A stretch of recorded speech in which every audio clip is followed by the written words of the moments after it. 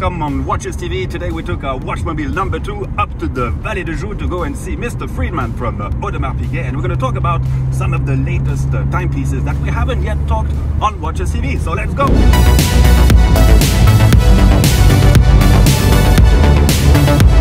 So we are now in the Salle des Registres at the fabulous and stunning AP Musée Atelier. And if you guys want to know a little bit more about this place, well, I clearly invite you to check the walkthrough we did together of this incredible place, because it's really worth visiting for sure. But today we're going to talk about a few watches, as you can see. So let's talk about the new Code 1159, and you come with the bi-colored version, bi-material version, something we had already seen a little bit once, and so tell us a little bit more about that. Absolutely. In fact, I'm going to hand you the rose gold ceramic version while I hold on to the white gold ceramic version. So remember when we launched Code 1159 a couple years back, the real focal point of this collection was to showcase hand finishing in a highly contemporary case. Can we create a case that's truly a canvas for hand finishers in a way that only AP can do, in a way that's in the design language that's really native to us, that's part of our continuous story of unconventional case design, and as well as the encountering of different finishing techniques within the same watch to give that great play of light. The complexity of the case construction was easier to work with the softness of gold, which is why we started there. But there was always the goal to get some other materials integrated into the watch. As you mentioned, the first time we did a two-tone was the only watch, 2019, which was the 26600 Tourbillon manual wound that had a white and rose two-tone, but we were already getting closer on the ceramic middle case, and we've finally been able to achieve it. And what's really wonderful about the final version, it gives a lighter sense, literally and figuratively. The watch is a little lighter, but it also feels lighter. It brings it even further into the contemporary space, but most importantly, it really showcases that finishing in yet another different way than the gold versions. It's really a true counterpart. So we're really excited that Code 1159 is now the next collection to include our use of hand-finished ceramics. I'm just going to jump a little bit in the future, but would it be possible to have the ceramic, on the opposite side, meaning that it's from the on the outside? Was it too complex to do in those kind of materials? So the complexity in the construction is possible. What it comes down to is the tolerance of the case, the brittleness of it, because ceramic is an incredible material in the sense that it's very difficult to scratch, but of course it can shatter, it can chip, and it can break. So that's the concern of the ceramic on the top and the bottom of those portions of the watch. We wouldn't be able to do it yet. Right now, it doesn't seem plausible or possible, but there are other alternative materials which we're also looking into as well. So let's jump to the next new watches with an evolution of the offshore diver, and with some kind of practical feature finally there. Definitely. We do have some more practical features on these watches. And as you recall, the origin of the diver at Audemars Piguet goes all the way back to 2005. It's been quite a while. The first version was called the Scuba. And the diver over time has really taken on a life of its own. It has a really strong collector base. We really felt it was time for an evolution of this watch. So what we see here are three features that really differentiate the watch from the previous versions. First and foremost, it's the new generation movement. So it's a new caliber, the same caliber we introduced on the Code 3-hand collection, but it's been adapted for offshore. Some changes were made, so the designation went from 4302 to 4308 with a very, very contemporary oscillating mass and beautiful finishing, number one. Number two, the dials are a little bit different. The tapisserie is a little more pronounced, a little larger. It feels, again, we try to modernize it, which is going to be the theme of offshore today, is modernizing a collection that's starting to show its age a little bit in that sense. And then along those lines, when you look at the dial, you're going to see each of them have a very distinct flange with two different colors. And the idea is each of these divers are going to be sold with two straps, in which you can then swap the straps out very readily yourself and with no tools. And that's the other, I would say, big development, was this interchangeable strap system, which you can see right there. You click the two buttons, pop it off, and then you can switch the colors around. And that was something that we really wanted to be able to introduce in a fun, easy way and give that sense of personality to the watch and individual nature to the watch. We've been listening to our clients. What are they looking for? What have they customized customized on their own? What are some approaches that we could take that we might not have thought of before? And by the way, just jumping back to code, this is a great example. This textured rubber strap was not part of the original collection. They were on much more traditional straps beforehand, and then by putting this textured rubber strap on, it really modernized the watch a little bit more, made it a little easier, more comfortable to wear in all seasons. All of the new generation offshores in the Diver and the new 43s, which we'll get to soon, all have this interchangeable strap system. And what's really cool, if you have an older 42 millimeter, we're even going to be able to introduce a kit so you can put the interchangeable strap system. Retrofit. That's the goal. We're working on it now. It should be ready next year. Okay, interesting. Yeah, which would be fun. Yeah. And you can go back as well. So if you're a purist, don't worry. You're not changing your end of days, your earlier watch. You're just doing an adaptation, and then you can bring it back as well. And something also is that, I mean, because I had never seen this before, but you also have a kind of an interchangeable buckle. I mean, it's really, exactly. The buckle pops off as well, so you can change your strap and your buckle easily, because otherwise you would need a buckle for each strap, and that could get quite expensive. For sure. Take some of the fun away. So talking about fun, yes. And we're going to talk about other watches, a little bit different. Let's go a bit more classical. And, well, here we have also some pretty sweet new Royal Oaks. Oh yeah, that's a nice one to grab. The green dial tourbillon, the titanium. That you grabbed this one first. Complication. That's what I'm paid to do. Looking after the complications. No, so we're really excited with the Royal Oaks this year. So right now we're looking, as you mentioned, the more classic Royal Oaks. These are beautiful interpretations that we've done for the year. We could have waited until next year for the celebration, but we wanted to go ahead and continue showing the evolution of the new self-winding flying tourbillon, which we introduced in the titanium, rose, and steel at the end of last year, and coming with some new dial colors and some new details. And what you just mentioned is even more pertinent when you take into consideration the kind of recent announcements on the fact that the 15202 is maybe of the past. That's right. So the one in my hand over here, the 15202, I think you're referring to when Francois during the AP Live mentioned that the 15202 will be finished. So let's be clear on that, so there's no confusion. Because we've heard many people either upset or intrigued. How can they do this? The good news is that 39 millimeter Royal Oak, aka the Jumbo, will never go away. And remember, historically, it's already gone through multiple different names. What will be interesting for us to all discover sooner than later is what else other than the designation is changing. What I can tell you, the aesthetics are going to continue to be respectful, the dimensions to the original. We're not going to depart from the design, but there are some other changes coming, and you can deduce what those changes might be. What warrants a new reference number is the question, and you can start to put that together yourself. We can have a little game on about this. No, but I think you're going to be really excited. I think everyone will be.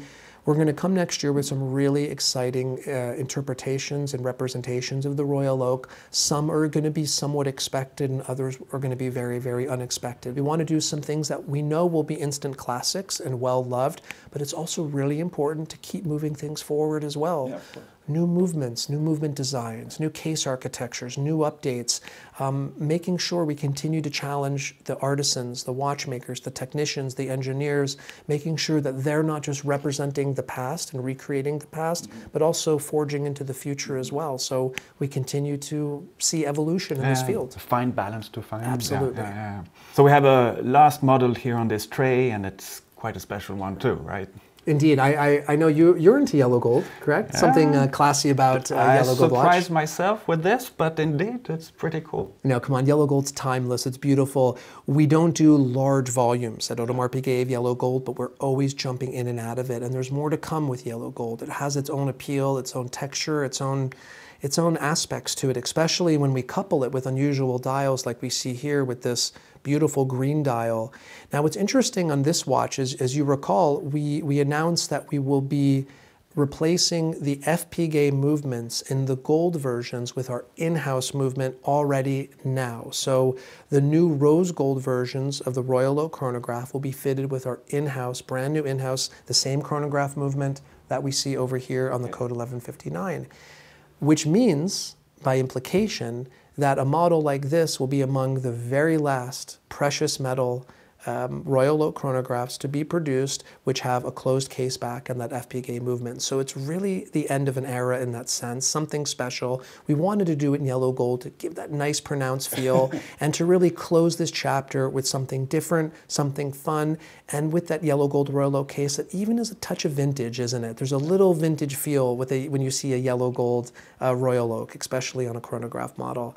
So we're really pleased to be moving on and closing that chapter. But having said that, the FPGA caliber has been incredible for us. It's been a great partnership for us to be able to utilize that wonderful movement. We're super proud of the in-house movement, but we also are proud of the long history we had of the Royal Oak chronograph with that excellent FPGA integrated movement. And we'll still see a few of them around as we phase that out and as we phase in the in-house movement. So kind of almost a tribute watch. Almost a tribute watch. Yeah. I like that. I like that. Absolutely. Right. So let's jump to the next watches, new watches, again, offshore. What's new here? Definitely. So what's new here is really we're creating an entirely new category, a new collection within the Royal Oak Offshore. This is first and foremost a brand new case size. So we've come with a 43 millimeter Royal Oak Offshore. As you recall, we had the 42 all the way back to 1993 when it was introduced, the Beast, which was a big pronounced watch, thick, different from anything that AP or really any other traditional watch brand had done when it comes to sports watches. It was part of that era. You and I are old enough to remember the early 90s. It was extreme sports, extreme travel, extreme everything. Everything was big and bold and getting a little crazy and very public as well. We were part of that cultural dialogue and responded with the Royal Oak Offshore. But now here we are a significant time later, and we love the 42, the classic dimensions. We're keeping it in the collection. It's still going to be there. The Beast will exist in a couple different versions. But we thought about ergonomics a lot when we were thinking about what can we do with the offshore to modernize it? How do we bring the offshore into the future while still keeping the original one? This is the latest chapter in this journey. So the new 43 millimeter case dimensions, the pusher profile is very different. The crown guard is different from what we've done before. It brings a much edgier look to it, but you can also see a beautiful curvature to the watch and to the elements of it, so it really hugs your wrist. It sits on your wrist better, and that was the ultimate goal. Again, I mentioned it a moment ago, was feel, ergonomics. That's the question we're asking on all of our watches right now. One of the huge successes of Royal Oak was that Gerald Genta had been a designer of women's watches. He knew how a watch should feel, not just how a watch should look. So it's a very important reminder for us to think of all of these pieces. It can look great, it can be your identity, it can express who you are, but it also really needs to feel as best as possible.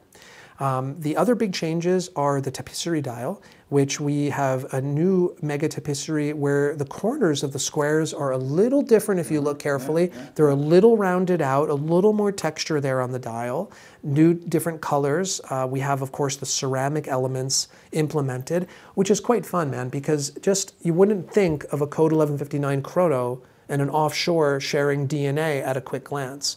But when you're here with the two of them together, and you look at them together, you really see very, very much the same brushstrokes from the same artists in that sense, utilizing the same paints. The canvas is different, but everything else is the same. And then lastly, we talked about the movement, we talked about the dial, and once again, we have these interchangeable strap systems. So very, very easy to swap it around. But I see something kind of sticking out of your jacket there. You know I want to, you know what my field is, right? So look, ahead of complications, we also wanted to make sure that the new generation offshore was represented with a very, very highly complex watch. Kind of recently, not so long ago, just really at the end of last year, on Code 1159, we introduced the new generation of self-winding flying tourbillon with flyback chronograph.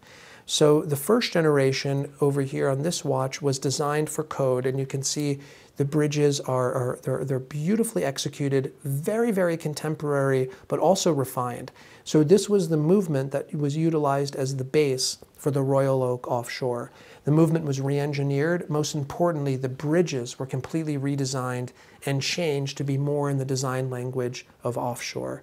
So this is the first publicly available 43 millimeter Royal Oak offshore in the new dimensions. It's the self-winding flying tourbillon with flyback chronograph, based on the same movement introduced on Code. The Code was a limited edition of 50 pieces in white gold and 50 two-tone. And now we've done this offshore in titanium in a limited edition of 100 watches.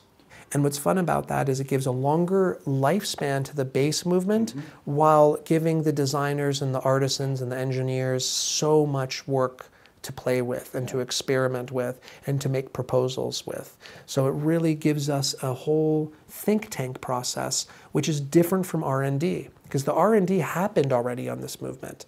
Now we're really in a more design experimentation. So this movement will have a lifespan, again, going into several years or even beyond, and we'll take other interpretations for other collections in the future. But of course, we want to keep evolving it. And this generation, starting with the Code and then onto the offshore, as mentioned, we've done the automatic before. We did that on the Concept 2 years ago, but this is the first time with flying tourbillon and flyback chronograph, initially on the Code and then year 2 on the offshore.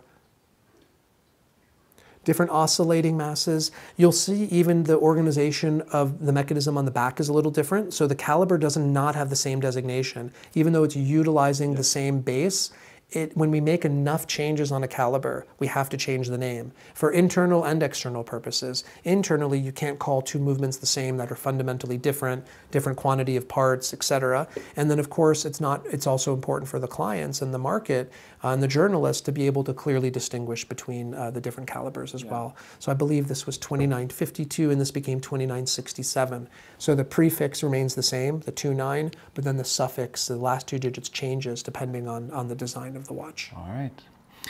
And is there anything else we can add in terms of where AP is going? Just a little hints of something here and there? Okay, I have to be careful not to reveal too much. You know my boss. Yes. You know my boss. I have to watch it. No, so look, we still have some great releases. His sword. That's right. I can dodge pretty quickly, though. I've learned after getting hit a few times. No, I joke.